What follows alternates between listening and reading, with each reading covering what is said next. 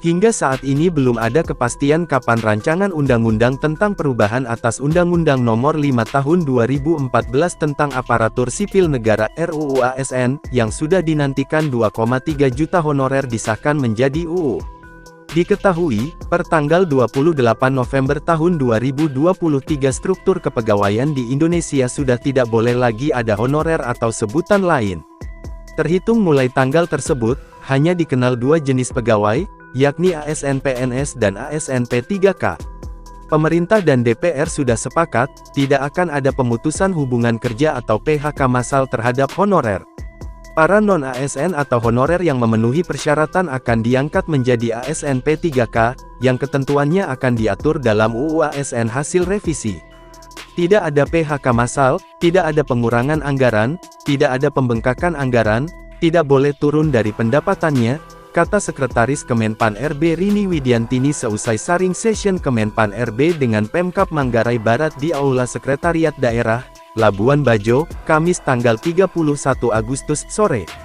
Rini juga menjelaskan Menpan RB Azwar Anas sudah meminta instansi pemerintah, baik di pusat maupun daerah, untuk tetap menganggarkan belanja tenaga honorer di instansi masing-masing.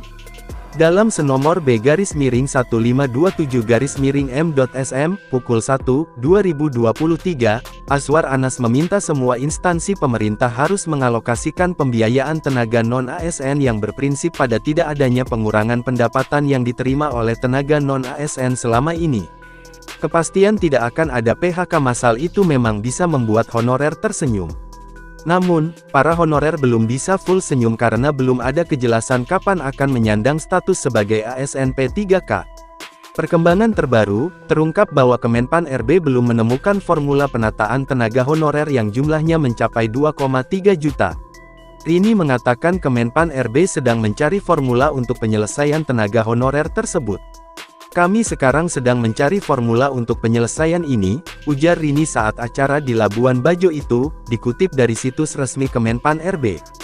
Sebelumnya, Wakil Ketua Komisi 2 DPR RI Syamsur Rizal mengatakan bahwa pihaknya sedang merumuskan agar penataan pegawai non-ASN atau honorer dalam RUU ASN memungkinkan untuk dapat dilakukan paling lambat Desember tahun 2024.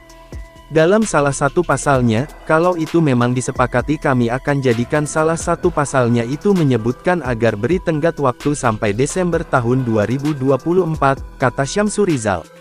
Target pengesahan RUU ASN molor. Kabar mengenai molornya target pengesahan RUU ASN disampaikan anggota Komisi 2 DPR RI Mardani Alisera. Dia mengatakan RUU ASN sudah hampir selesai dan akan disahkan selambat-lambatnya November tahun 2023. Mardani mengatakan, target pengesahan molor karena banyak masalah terkait penataan honorer atau non-ASN. Jadi RUU ASN sudah mulai selesai, tetapi memang kejar-kejaran. Pemerintah mengingatkan bahwa November tahun 2023 semua urusan honorer selesai, tetapi saat yang sama di lapangan ada demikian banyak permasalahan, terang Mardani di Senayan, Jakarta, Selasa tanggal 29 Agustus dikutip dari Parlamentaria. Mardani menyebutkan masalah yang muncul antara lain karena pemerintah tidak bisa mengangkat semua honorer menjadi ASN. Namun, juga tidak bisa melakukan PHK massal. Misal jumlah 2,3 juta honorer yang ada sekarang. Ternyata ketika diverifikasi punya beberapa catatan. Yang kedua kalau diangkat semua pemerintah tidak punya anggaran. Yang ketiga, sudah dikasih tahu tidak boleh ada PHK massal, kata anggota fraksi PKS ini.